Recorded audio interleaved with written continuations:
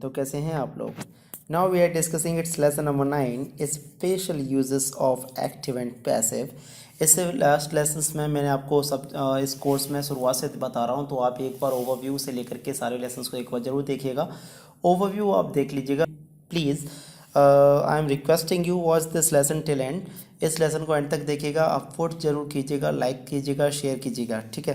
तो बहुत ही helpful concepts हैं इसमें जो कि अक्सर करके पूछे जाते हैं एग्जाम्स में। अगर आपका एक्टिव सेंटेंस होता है इस तरीके से, इट दे रखा हो, वर्ब दे रखा हो, नाउन दे रखा हो, यहाँ तक आप देख रहे हो, इट वर्ब एंड नाउन, फिर इन्फिनेटिव टू, इन्फिनेटिव यानी कि two plus first form of the verb and object. तो इसका पैसिव बनेगा, जो इट वर्ब एंड नाउन ऊपर दे रखा है वही इट वर्ब एंड नाउन नीचे रहेगा। यहाँ infinitive two plus first form की जगह पर हम यूज़ करेंगे फॉर।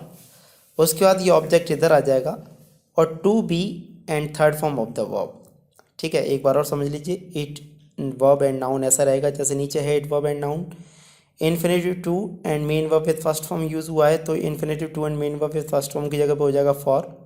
उसके बाद में हम यूज़ करेंगे यहाँ ऑब्जेक्ट, ये जो ऑब्जेक्ट दे रखा है to be and third form of the verb. तो देखते हैं active, it is time to prepare for the examination. यह एग्जामिनेशन के लिए प्रिपेयर करने के लिए समय है। It is time to prepare for the examination. Passive बनाइए, it is time for the examination to be prepared. It is time to, it is time for, to की जगह पर हमने क्या लगा दिया फॉर। ऑब्जेक्ट क्या है द एग्जामिनेशन, तो फॉर द एग्जामिनेशन हम इधर ले आए, टू प्रिपेयर तो टू बी प्रिपेयर्ड इधर ले आए। बस इतना कहना है कि टू प्रिपेयर वाला पार्ट इधर, टू बी, ये आप जानते हो कि टू के साथ वर्ब की फर्स्ट फॉर्म लग रही हो तो to be plus third form हो जाती है और फॉर द एग्जामिनेशन इधर ले आना है, simple.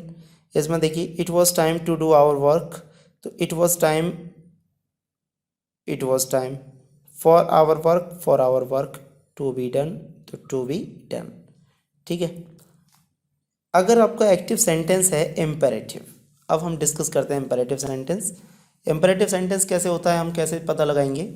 Verb first form and object, जैसे open the door, play cricket, play this game, learn your lesson, तो उसमें हम यूज़ करते हैं।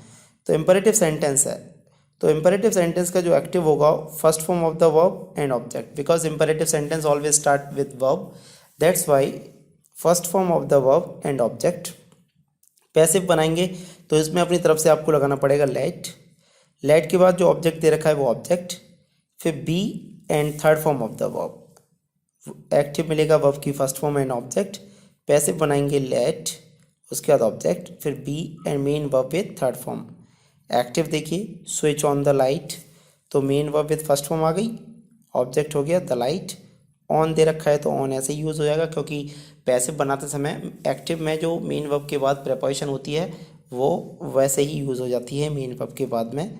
तो स्विच ऑन द लाइट, तो let the light be switched on, let object the light, फिर be and main verb with third form switch. अब switch के साथ ऑन दे रखा है तो यहाँ पे भी स्विच्ड ऑन थर्ड फॉर्म में आ गया।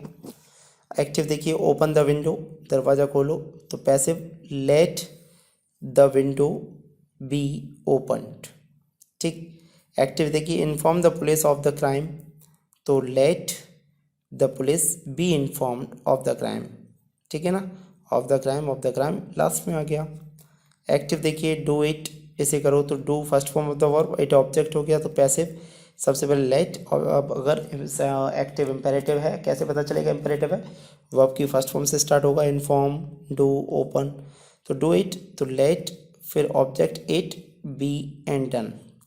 एक्टिव देखिए पोस्ट दिस लेटर, तो पैसिव देखिए लेट, फिर this letter be posted,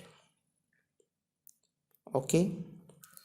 active देखिए do not insult the poor, गरीबों की इंसल्ट मत करो, लेकिन अगर ये नेगेटिव है तो नेगेटिव वर्ब की फर्स्ट फॉर्म से स्टार्ट होता है और इम्पेरेटिव सेंटेंस डू नॉट से स्टार्ट होता है, do not go there, do not play with bad boys etcetera, do not waste your time, time is money etcetera. तो एक्टिव हो गया do not insult the poor, तो passive let सबसे पहले लगा दिया, object the poor, to be insulted होता ना तो नॉट टू बी इंसल्टेड हो जाएगा, यहाँ में टू लगाना बोल के अब आप लगा लीजिएगा, तो let the poor not to be insulted. यहाँ पर देखो do it let it be done, तो लेट द पुअर, अरे यहाँ पर टू ही नहीं दे रखा है तो simple let the poor not be insulted. Do not plug the flowers, तो let the flowers not be plugged. Do not लगा हुआ है तो लेट द फ्लावर्स ऑब्जेक्ट हो गया, नॉट के बाद बी एंड थर्ड फॉर्म। अगर ये डू नॉट नहीं होता और ऐसे होता प्लग द फ्लावर्स तो let the flowers be plugged, ठीक है। टर्न हर आउट तो let her be turn out, तो टर्न आउट हो जाएगा। इम्परेटिव सेंटेंस में हम बाय यूज़ नहीं करते। तो एक बार और ध्यान रखिए, अगर ओपन द विंडो है तो लेट, फिर ऑब्जेक्ट द विंडो, फिर be and third form of the verb. और डू नॉट लगा हुआ, do not insult the poor, तो let the poor not be insulted. बस जो हम बी लगाते थे उससे पहले हमें नॉट लगा देना है डू नॉट की वजह से। If in active imperative sentence based on advice, request, order etcetera. अगर एक्टिव में इम्परेटिव सेंटेंस जो है वो एडवाइस पर, रिक्वेस्ट पर, ऑर्डर पर बेस्ड है और उसमें प्लीज़ और काइंडली लगा हुआ है। क्या लगा हुआ है? प्लीज़ और काइंडली। तो बस हमें क्या करना है, पैसिव स्ट्रक्चर ये रहता है।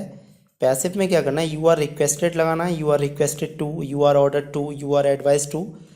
उसके बाद में रेस्ट वर्ड्स, जितने भी बचे हुए वर्ड्स हैं वो ऐसे के ऐसे यूज़ कर देने हैं और काइंडली और प्लीज़ को छोड़ देना है, क्योंकि काइंडली और प्लीज़ के लिए तो यूज़ हुआ है रिक्वेस्टेड। जैसे एक्टिव देखिए, please give me a book, तो प्लीज़ लगा हुआ है। Give me a book imperative है, क्योंकि इम्पेरेटिव सेंटेंस वर्ब से स्टार्ट होता है, तो मुझे एक बुक दे दीजिए। और प्लीज़ लग गया तो ये रिक्वेस्ट में हो गया, है इम्पेरेटिव क्योंकि वर्ब से स्टार्ट हुआ है। तो please give me a book या kindly give me a book, तो पैसिव देखिए, प्लीज़ या काइंडली की वजह से यू आर रिक्वेस्टेड, टू लगा करके रेस्ट वर्ड्स लिख देने, to give me a book. अब बात आती है, स्टूडेंट्स कहते हैं कि सर आप तो कह रहे थे पैसिव में थर्ड फॉर्म यूज़ करते हैं, लेकिन यहाँ तो है नहीं है।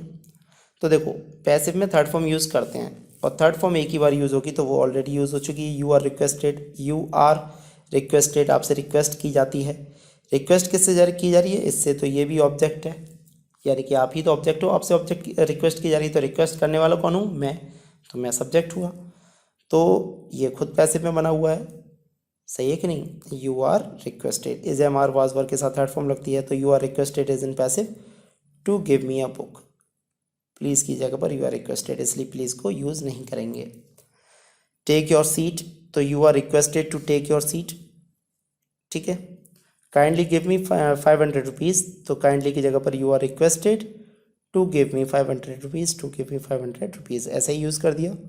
एक्टिव देखो, डू नॉट सिट डाउन, तो you are requested not to sit down, okay. If imperative sentence is an active based on advice and passive structure. अब ये टोटली एडवाइस पर अगर बेस्ड है तो कभी कभी एडवाइस बेस्ड सेंटेंस पैसिव में शुड की हेल्प से भी बनते हैं। पैसिव में मेन वर्ब आपको लिखना है, यानी कि जो भी ऑब्जेक्ट है वो एक्टिव का जो ऑब्जेक्ट है, यानी कि ये your country, your elders etcetera.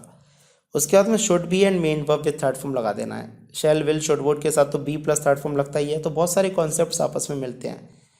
जैसे एक्टिव एग्जाम्पल से आप समझेंगे, लव योर कंट्री, लव हो गई, ये वर्ब से स्टार्ट हो रहा है, अपने देश से प्यार करो, तो ये वर्ब हो गई, वर्ब से स्टार्ट हो रहा है तो ऑब्जेक्ट, योर कंट्री ऑब्जेक्ट हो गया, लव वर्ब हो गई, तो वर्ब से स्टार्ट होता है तो इम्पेरेटिव होता है। लेकिन ये एडवाइस बेस्ड है, एक यूनिवर्सल एडवाइस है, तो पैसे बनाएंगे your country should be loved, देश से प्यार किया जाना चाहिए। एक्टिव देखो, रेस्पेक्ट योर एल्डर्स, अपने बड़ों का सम्मान करो, ये भी बात बहुत ज़रूरी है, आप लोग इसको मानिए भी। तो एक्टिव हुआ रेस्पेक्ट योर एल्डर्स, अपने बड़ों का सम्मान करिए। पैसिव बना योर एल्डर्स, ऑब्जेक्ट आ गया, शुड बी रेस्पेक्टेड, तो शुड से भी यूज़ हो जाते हैं, लेकिन वो एडवाइस बेस्ड होंगे। तो एक्टिव देखो, do not insult the poor, गरीबों की इंसल्ट मत करो, तो पैसिव देखिए, the poor should not be insulted, गरीबों की इंसल्ट नहीं की जानी चाहिए। So all the very best guys, thank you very much.